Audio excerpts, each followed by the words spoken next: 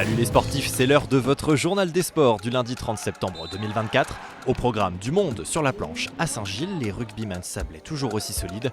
Une première historique pour le Montaigu Vendée Basket Club, derby vendéen au 4e tour de la Coupe de France, et puis les premières images de l'Open de Vendée. Et allez, on démarre les pieds dans l'eau sous le soleil de Saint-Gilles-Croix-de-Vie. Samedi, place à du parasurf sur la grande plage, une pratique réservée aux surfeurs en situation de handicap. Condition idéale pour la quarantaine de parasurfeurs présents. Certains sont issus du circuit mondial, d'autres sont venus se tester sur l'Open de France. Les deux Vendéens du Surfing Club Saint-Gilles, Philippe No et Emmanuel Blanchet, s'imposent tous les deux dans leur catégorie. De bon augure avant la suite, les championnats de France fin octobre à Osgore et les championnats du monde début novembre aux États-Unis. On est champion du monde en titre avec l'équipe de France, donc cette médaille-là, il faut qu'on la défende et qu'on la garde surtout. Et moi, à titre perso, je suis 4e mondiale en 2003, donc essayer de faire mieux cette année. En rugby, eux veulent continuer de surfer sur leur bon début de saison. Face à Saint-Nazaire, le RC Sablé visait la passe de 3 dimanche après-midi au stade de la Rue de Lierre. C'est mission réussie pour les Vendéens en bleu et noir. Si les Nazariens ont pourtant ouvert la marque, le RCS recolle vite et prend les devants sur cet essai un peu casquette. Le 15 adverse s'en mêle les pinceaux, Clément Hébert en profite et sert un autre Clément, Marchais celui-ci, qui aplatit 11-3 pour les Sablés à la pause. En deuxième, les locaux en profitent pour inscrire 2 essais supplémentaires, dont un dernier juste après le gong. Score final 28-9, une victoire et le bonus offensif pour les Sablés. L'un des événements du week-end était à cheval entre la Loire-Atlantique et la Vendée. Enfin, pas de cheval ici, mais plutôt près de 1600 paires de baskets pour la 7e édition du Trail de Nantes à Montaigu.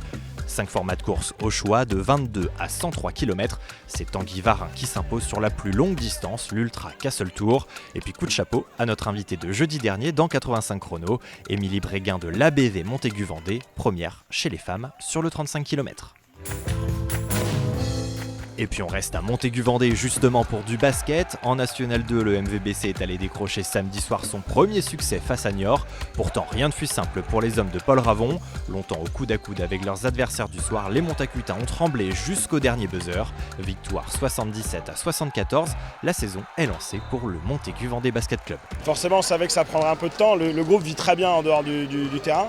Maintenant, il fallait qu'on soit capable de le faire aussi sur le terrain et de façon constante sur 40 minutes. Pour les garçons, je pense que ça va être un match fondateur. À domicile, il faut prendre ces matchs-là et ce soir, ils le font avec pas forcément avec la manière, mais avec les tripes. Sur le gazon, place ce week-end au 4e tour de la Coupe de France. Mouilleron le Captif et les Essarts se retrouvaient dimanche après-midi au stade Gaston Renaud.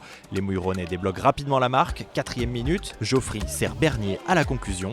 Les pensionnaires de Régional 2 dominent copieusement les débats, mais toujours 1-0 à la pause. Au retour des vestiaires, les Essarts qui évoluent eux en Régional 3 en profitent et égalisent à la 75e sur cette frappe signée Corentin Planchot. Un partout, l'issue va se jouer au tir au but. Une glissade, un arrêt, puis un deuxième, cette fois pour les Essarts, et décisif. Les Essartais se qualifient et rejoignent les 12 autres formations vendéennes au 5e tour de la Coupe de France. Et puis ça y est, c'est parti pour la 11e édition de l'Open de Vendée. Depuis dimanche matin, la petite balle jaune résonne dans les travées du Vendespace. Poursuite des qualifications et début du premier tour dès ce lundi à 10h avant de retrouver Quentin Alice et Richard Gasquet sur le central dans la soirée. Voilà, vous savez tout, ou presque, de l'actualité sportive du week-end.